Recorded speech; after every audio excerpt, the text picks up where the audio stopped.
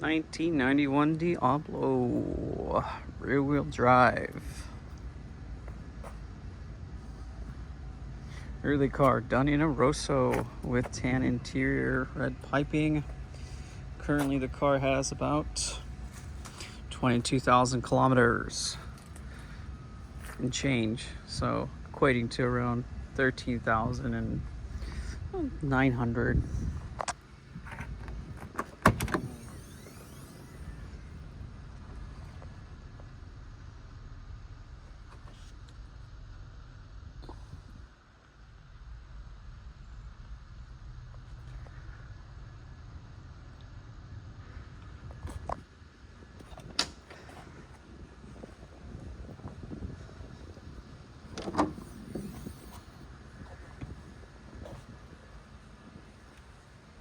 Such a badass car.